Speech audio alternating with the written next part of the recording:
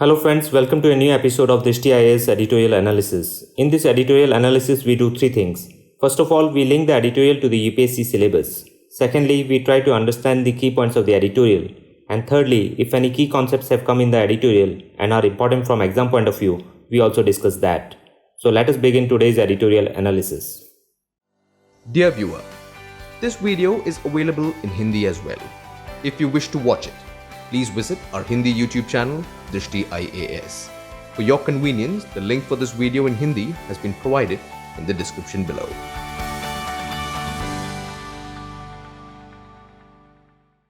We have taken today's editorial from the Hindu and it has appeared on 29th of June. The title of the editorial is Brief Reprieve and it says that Pakistan has bought time but it cannot back away from its commitment to the FATF, which is Financial Action Task Force.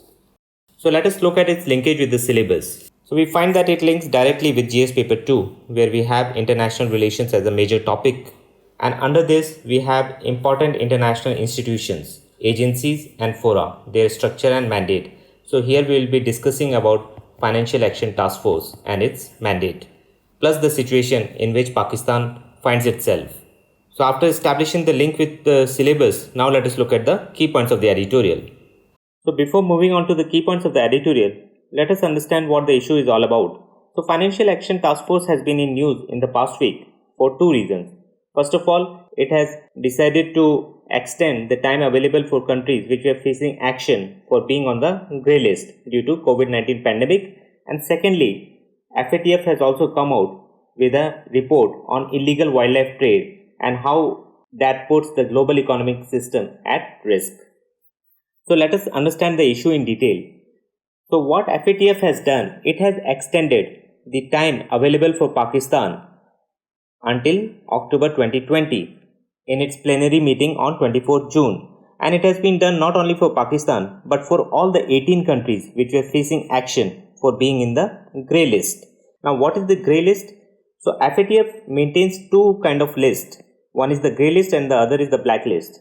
The countries in the grey list are those countries which are under increased monitoring, and blacklist consists of countries which are considered as high-risk jurisdictions or call for action countries, and at present only Iran and North Korea are under this blacklist, and this fact is important from prelims point of view.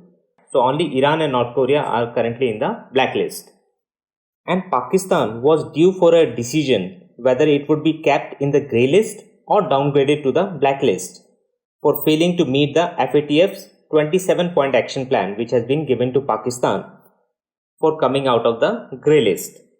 And these 27-point action plan basically deal with measures to combat financing of terrorism and anti-money laundering. And here one more thing to note is that FATF has already given Pakistan 2 extensions to comply with its action plan since October 2019.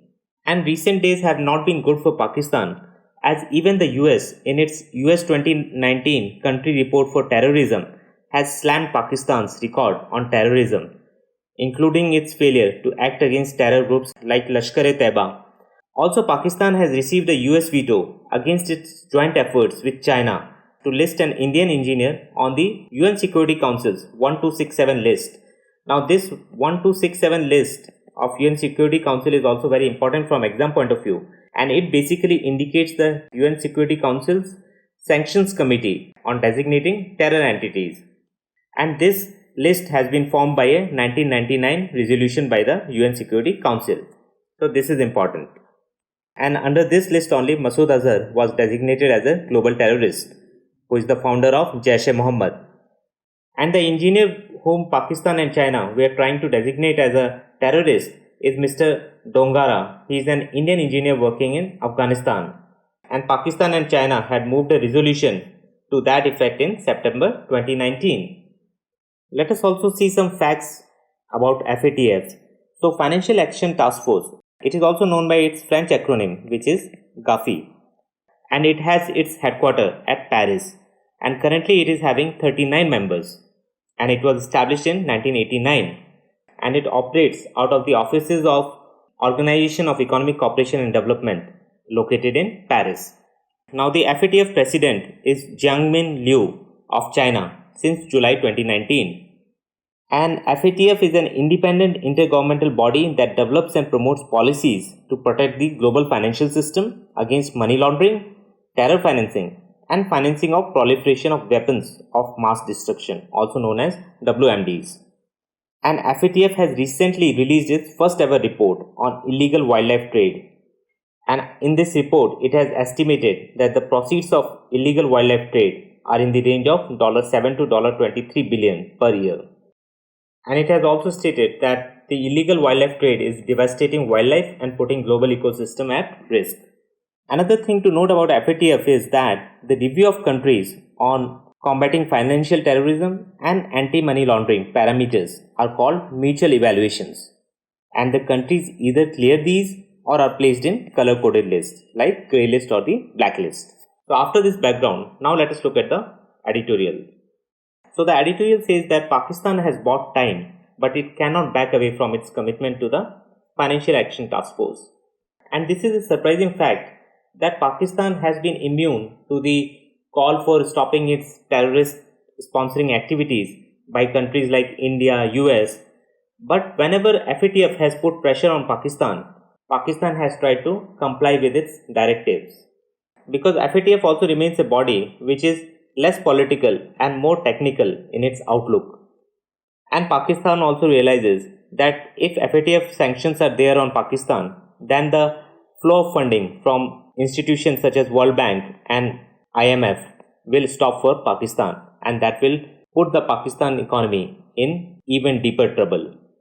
So the editorial says that 3 months extension has been given to the countries which were facing action in FATF for giving support to terrorism or not taking action against financial sponsoring of terrorism. And it also says that Pakistan was placed on the grey list or increased monitoring list as it is known in June 2018 and given time until October 2019 to complete this 27-point action plan given by FATF. And Pakistan has so far only completed about 14 points out of these 27 points. And the remaining points are still a tall order for a country like Pakistan because it includes measures like improving mechanisms to curb terror financing, secondly, amending its laws to curb hawala transactions and placing sanctions against cash couriers who facilitate the terror groups operating out of Pakistan.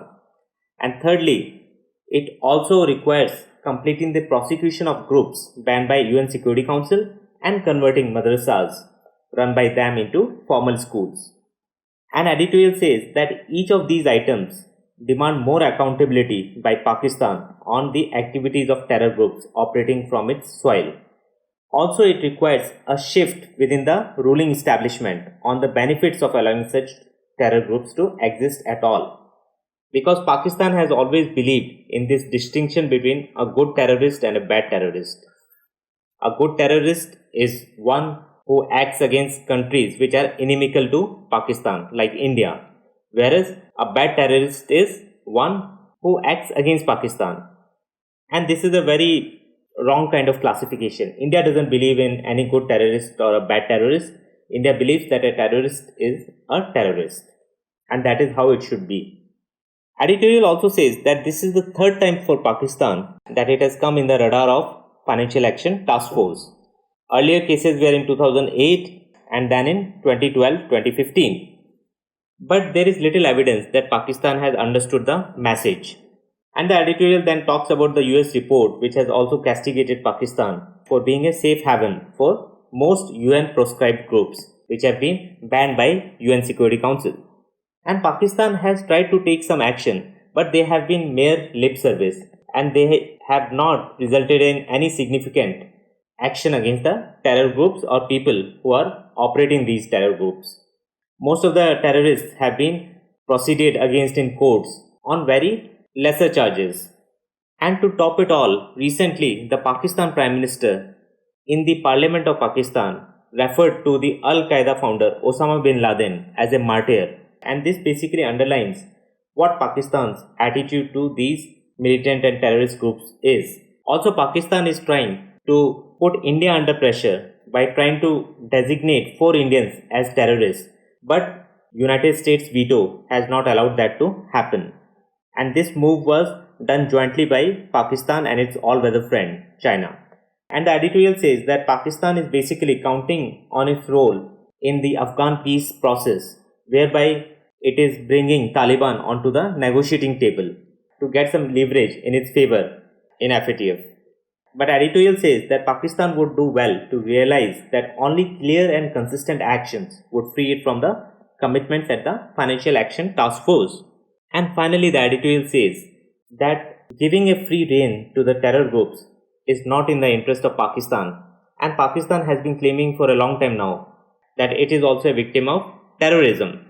But the moot point remains that Pakistan has always tried to sponsor terrorism. It has always tried to support the cross-border terrorist strikes against India, and now it is also suffering from these homegrown terror groups which are biting the very hand that were feeding it.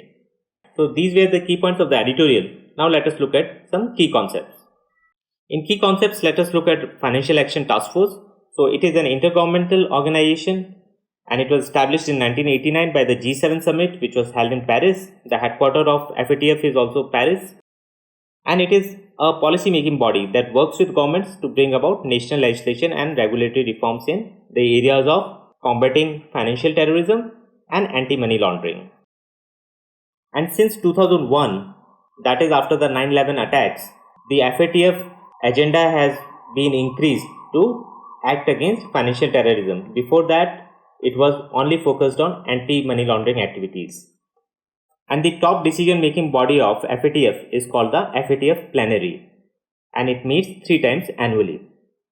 And FATF plays a central role in the global efforts in combating terrorist financing through its role in setting global standards to combat terrorist financing and assisting the jurisdictions in implementing financial provisions of the UN Security Council resolutions on terrorism and evaluating countries' ability to prevent, detect, investigate and prosecute the financing of terrorism. And here important thing to note is that FATF works in close coordination with UN, but it is not a UN agency. So it is not UN agency. This we should keep in mind. And now let us see FATF blacklist. So it is officially called the non-cooperative countries or territories, NCCTS. And it is a list of countries which the FATF considers to be non-cooperative in the international fight against terrorist financing and money laundering. And for now, the 2 countries which are in blacklist are Iran and North Korea. And in the grey list, there are 18 countries, including Pakistan. Now, FATF member countries. There are 39 member countries, including 2 groupings, which are European Commission and Gulf Cooperation Council. This also one should know. And there is one country which is having observer status, which is Indonesia. After this, now let us look at money laundering.